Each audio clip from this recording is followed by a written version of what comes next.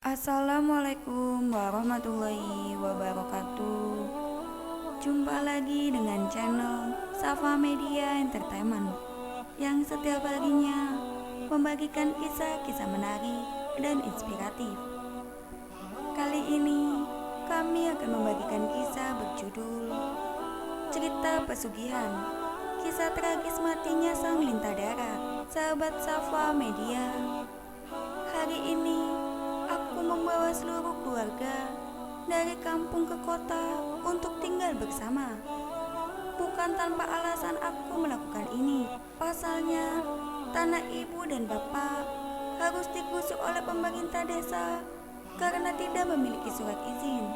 Walaupun aku masih tinggal di sebuah rumah petak, namun dosa sekali rasanya jika menelantarkan orang tua beserta adikku yang masih kecil. Sebenarnya aku baru saja pindah merantau dan dapat pekerjaan di sini. Jadi belum tahu apakah uang yang tersisa bisa untuk menghidupi seluruh anggota keluarga. Malam itu, setelah membereskan rumah dan meletakkan semua barang, aku memutuskan untuk keluar sebentar mencari angin. Karena terlalu penat dan beragam pikiran yang belum tentu terjadi selalu terngiang di kepalaku. Sedang asiknya mengesap sebatang rokok, tiba-tiba Isul tetangga samping kontrakanku menyapa. Karena aku harus bekerja sampai malam, kadang aku janggal sekali untuk mengobrol dengan bapak dan ibu. Hingga suatu hari adikku yang masih duduk di bangku SMP meminta untuk dibelikan laptop untuk keperluan sekolah. Namun, aku masih belum bisa menyanggupinya karena gajinya pas-pasan. Mungkin laptop bisa dibeli dengan memakai uang gajinya selama 5 bulan. Tetapi itu sungguh mustahil karena aku harus menanggung biaya rumah beserta listrik serta uang makan untuk kedua orang tuaku dan adikku. Sabar ya dek, nanti mas belikan kalau sudah ada uangnya. Tampak raut wajah adikku berubah seketika. Ia langsung pergi ke kamarnya. Aku tahu jika ia sangat sedih karena tidak bisa seperti teman lainnya di sekolah. Namun, tak ada yang bisa kuperbuat dengan uang sebanyak itu. Keesokan hari setelah pulang dari bengkel, saat ingin menuju kamar mandi, aku melihat adikku sedang asik dengan laptop barunya. Dapat uang dari mana untuk beli laptop? Dan adikku pun menjawab, dari ibu mas. Dalam hati bertanya, ibu bisa dapat uang sebanyak itu dari mana? Apalagi bapak belum mendapat pekerjaan di Jakarta. Hingga menjelang pagi, di tempat tidur aku selalu memikirkan dari mana uang itu ibu dapat. Aku hanya takut nanti ke depannya terjadi hal yang tidak diinginkan. Dan benar saja, setelah kejadian tersebut, ibu selalu terlihat murung. Wajahnya yang biasa ceria tidak terpancar lagi, melainkan hanya raut kegelisahan dan ketakutan.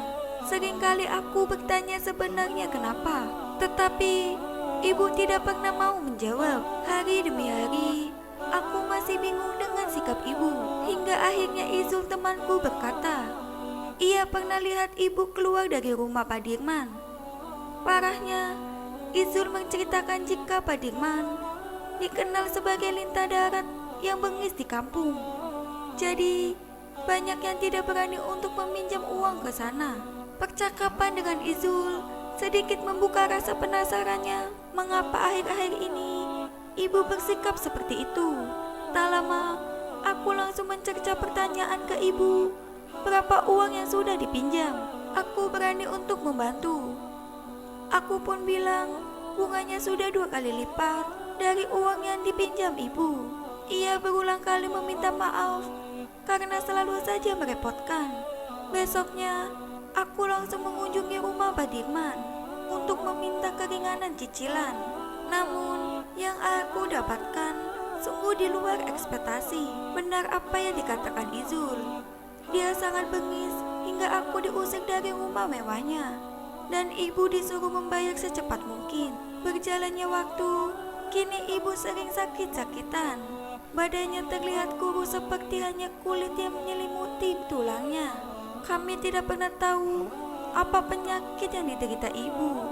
Badannya tak bisa digerakkan, hingga untuk makan saja harus dengan bantuan bapak. Hari berganti, keadaan ibu tidak semakin membaik, hingga kami harus rela untuk kehilangan sosok ibu di rumah. Ya, ibu dinyatakan meninggal dunia. Selama beberapa hari, aku sangat sedih karena kepergian ibu. Namun, ada satu hal yang masih mengganjal di hati. Selama ini, kami tidak pernah tahu apa penyakit yang ibu derita. Hingga aku mulai berpikir, apa ini ada hubungannya dengan uang pinjaman dari Lintah Darat itu? Seminggu setelah kepergian ibu, aku langsung mencari tahu bagaimana sosok Pak Dirman di kampungnya. Kebanyakan warga tidak ada yang mau menjawab, hingga seorang kakek menghampiri dan memberikan pencerahan.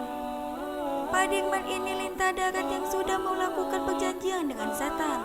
Setiap orang yang meminjam uang dengannya, jika tidak bisa membayarnya, akan dijadikan tumbal. Kalau kamu bisa lihat di depan rumahnya, ada makhluk gaib yang berwujud genderuwo yang selalu menjaga. Itu akibatnya ibu kamu mati mendadak. Sontak mendengar hal itu, aku marah sejadi-jadinya, hingga berkata kepada kakek itu, apa yang bisa ku berbuat sekarang? Ia pun menyarankan untuk menengok bantal yang digunakan ibu. Apakah di sana terdapat bulu-bulu atau tidak? Jika iya, langsung saja dibakar hingga tak tersisa. Dan benar apa yang dikatakan si kakek. Selepas pulang, saat ingin mengecek kamar ibu, di bawahnya terlihat bulu-bulu berwarna hitam dan teksturnya sangat keras seperti sapu ijuk. Dari sanalah aku langsung membakar dan membaca doa yang telah diberikan si kakek. Keesokan harinya, warga sempat dibuat geger karena kematian Pak Dirman yang secara mendadak. Lebih parahnya, ia meninggal dengan sekujur tubuh yang dipenuhi luka bakar. Demikian kisah hari ini. Nantikan kisah terbaru dari kami. Sampai jumpa. Wassalamualaikum warahmatullahi wabarakatuh. But if you close your eyes